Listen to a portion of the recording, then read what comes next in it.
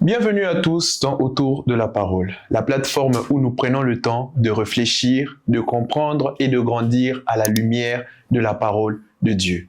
Aujourd'hui, nous abordons un sujet profond. Depuis la création, un terme traverse toute l'Écriture. Les prophètes en ont parlé, les psaumes l'ont chanté, et lorsque Jésus était sur la terre, le premier sujet qu'il a annoncé. Il n'a pas parlé de l'Église, il n'a pas commencé par parler des miracles, il n'a pas commencé par parler du ciel. La première chose qu'il a déclarée était « Répentez-vous, car le royaume des cieux est proche ». Comme vous l'avez compris, aujourd'hui nous allons parler sur les mystères du royaume. Et pour en parler, je ne suis pas seul, je suis accompagné d'un merveilleux homme de Dieu qui est pour moi un ami et un frère, Glody Ilanga. Bonjour homme de Dieu. Bonjour mon frère, comment tu vas? Je veux bien, merci. Et toi? Ça va très bien. Déjà, donc aussi, tu peux te présenter pour nos téléspectateurs. Ok, moi c'est Glody Ilanga. Je m'arrête toujours par là. Ceux qui veulent la suite, donc allez suivre ma page Instagram. Ok. Merci. Comme vous savez, avec vous, nous allons parler sur le mystère du royaume. D'entrée de jeu, j'aimerais savoir, c'est quoi le royaume? Ok, il y a quelque chose que j'aimerais un peu rebondir, c'est que quand on parle du mystère du royaume, c'est quelque chose qui est caché, mais le royaume c'est plus un mystère puisque ça a déjà été révélé. Yes. Ok, donc le Christ est déjà venu. Donc, on n'a pas besoin de parler du mystère du royaume. Mais merci pour les thèmes. C'était aussi en soi une révélation.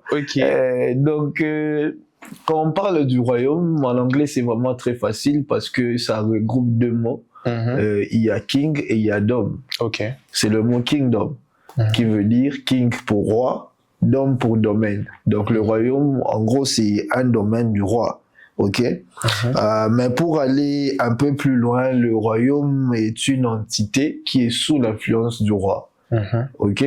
Donc le roi lui-même est un individu ou un individu qui regorge tout le pouvoir, qui détient tout le pouvoir législatif, ça veut dire que c'est lui qui fait les lois, le pouvoir exécutif, si je peux le dire comme ça veut dire qu'il est le roi des armées, donc et le pouvoir judiciaire, donc c'est lui le juge suprême. Il peut mettre en prison n'importe qui sans qu'il y ait des procès.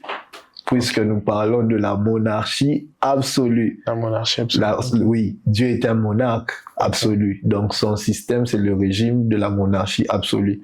Il détient tout le loi. Ou qu'est-ce que je dis? Excusez-moi, il détient tout le pouvoir. Vous voyez? Donc c'est lui qui fait les lois. Et donc, puisque nous parlons de la monarchie absolue, il n'y a pas de constitution. Ça veut dire que c'est Dieu lui-même qui donne les lois. L'absence de la Constitution ne veut pas dire qu'il y a l'absence de loi. Il faudrait clarifier cette nuance-là. Et donc, dans son système, le pouvoir est centralisé. Le pouvoir est centralisé, ça veut dire que les décisions sont prises par une seule personne, le roi. Vous voyez un peu? Dans la Bible, on dit Dieu se tient dans l'assemblée de Dieu. On parle de un seul D. Le grand D là. Donc, Dieu lui-même.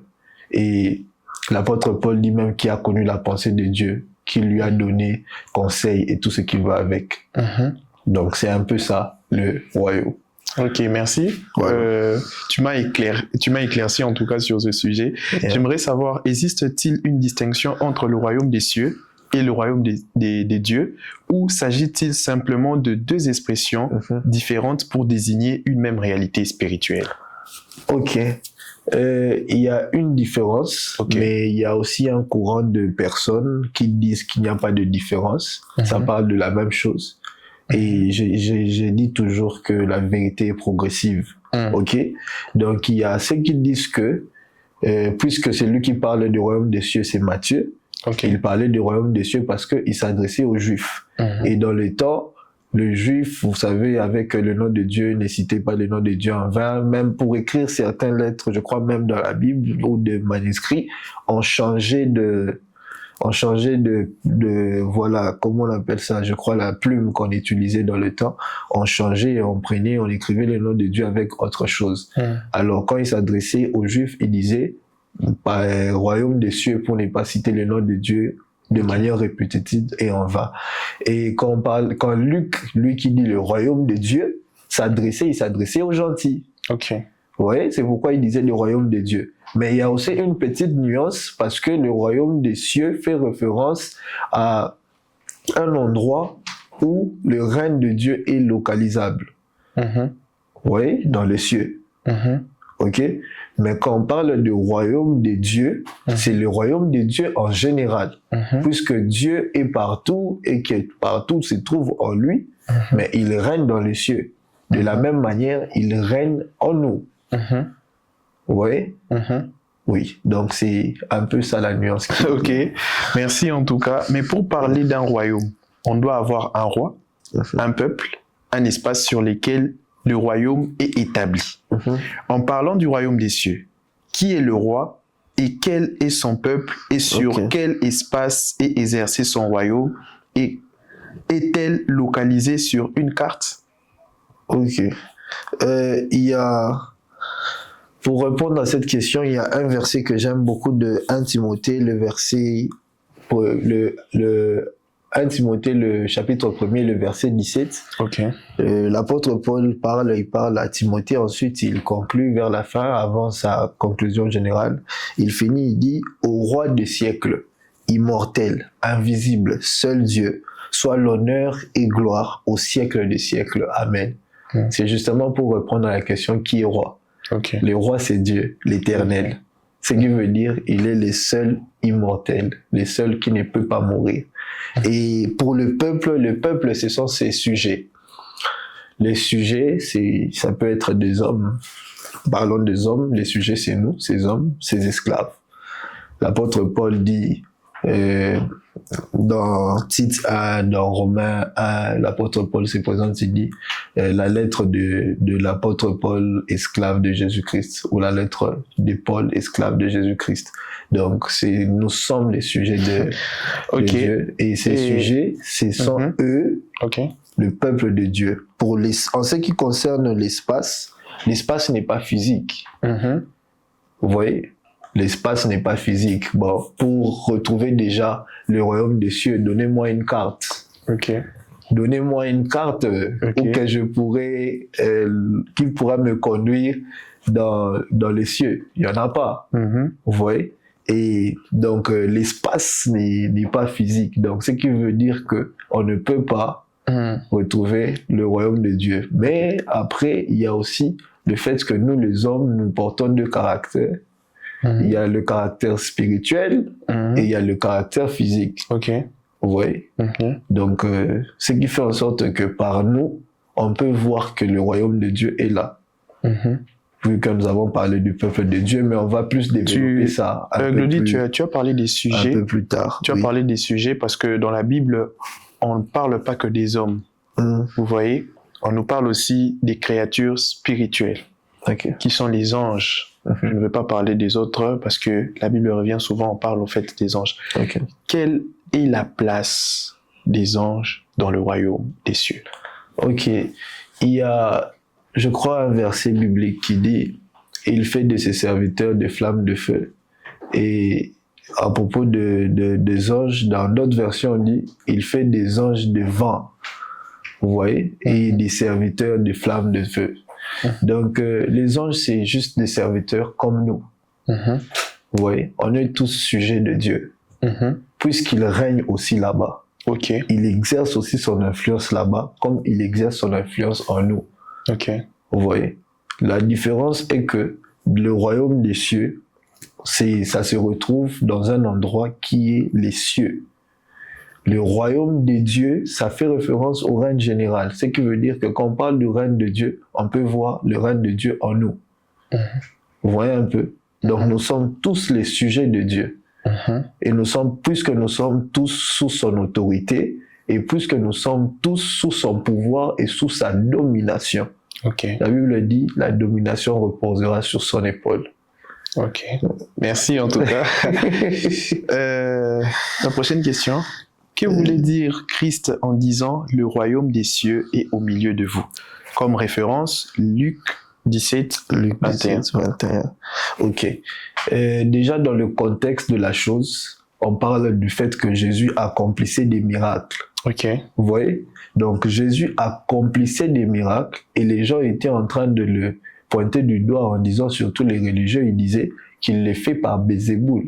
Jésus explique qu'il y a une différence entre Satan qui attaque Satan, puisqu'un royaume, il dit même le royaume de Satan ne peut pas être divisé.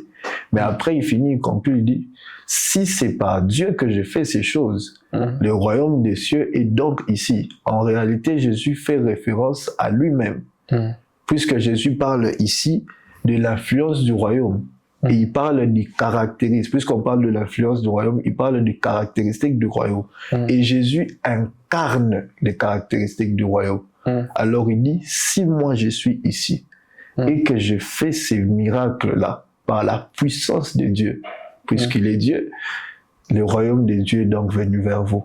C'est très important, pourquoi? Parce que c'est par les œuvres qu'on voit que le royaume de Dieu est présent. Donc, quand vous regardez la Bible, j'aime bien le répéter. Jean envoie ses disciples demander à Christ.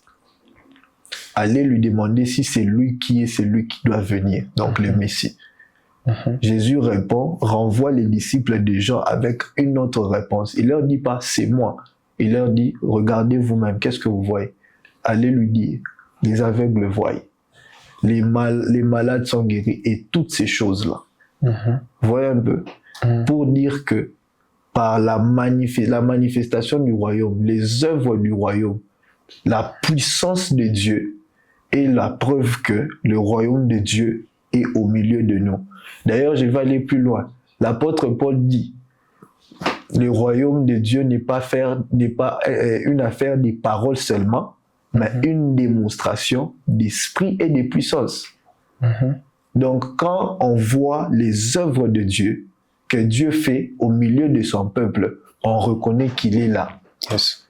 Vous voyez un peu? C'est la même manière que dans l'Ancien Testament. Dans l'Ancien Testament, on voyait comment est-ce que Dieu combattait lui-même pour le peuple.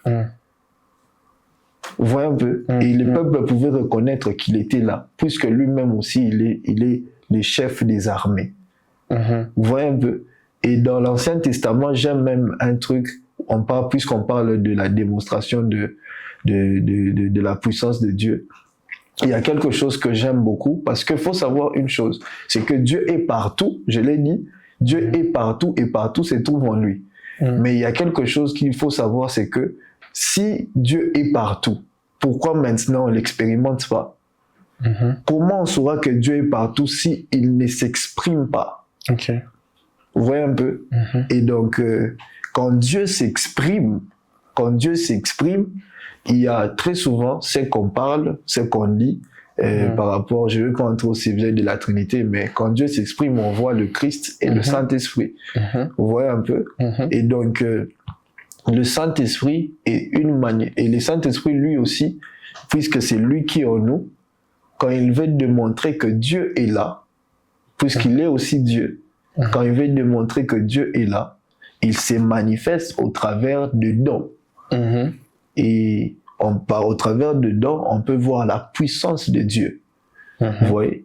Et donc, Christ disait clairement que je suis là, le règne de Dieu est ici. Ok. Merci beaucoup, homme de Dieu. Et personnellement, j'ai été béni. Nous arrivons déjà à la fin.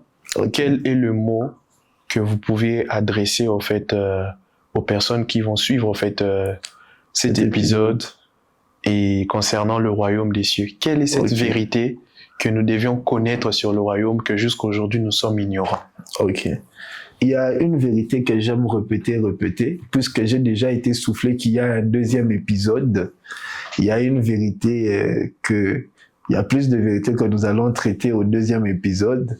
Mais s'il y a un mot que je dois dire aux téléspectateurs, qu'il faut connaître, c'est que le règne de Dieu, ça se cherche, mais le règne de Dieu est déjà là. si vous voulez connaître Dieu, si vous voulez entrer dans le royaume, le Seigneur va courir vers vous. Dieu n'est pas un mythe. Dieu n'est pas une personne qu'on espère rencontrer dans le futur, puisque la Bible déclare qu'il était mort et qu'il est ressuscité. Aujourd'hui, à cause de ce qu'il a fait, le royaume est accessible à tout le monde. Et ça, c'est l'accomplissement de la promesse. La promesse était que le royaume ne sera pas seulement pour les Juifs, mais ça sera aussi pour nous. Et donc, nous qui avons la possibilité, même en tant que jeunes, d'entrer dans le royaume, faisons-le. Entrons dans le royaume. Ne traînons pas, car les temps sont comptés. Amen. Que Dieu vous bénisse. Merci beaucoup. Lodi, personnellement, j'ai vraiment été béni par cette émission. Et j'espère que les personnes qui vont nous écouter le seront aussi d'autant que moi. J'ai été béni. Gloire au Seigneur. Et le Seigneur t'a utilisé pour m'éclaircir sur certains points. En tout cas, que Dieu te bénisse. Amen. Et encore, merci d'avoir accepté au fait de venir, au fait de participer à ce podcast. En tout cas, je suis vraiment béni et reconnaissant. Merci beaucoup. Merci pour l'invitation aussi. C'était notre épisode sur le mystère du royaume. Sinon, merci d'avoir suivi cet épisode. Que Dieu vous bénisse. N'hésitez pas à aimer, à partager. Sinon, on se retrouve à très bientôt. Merci.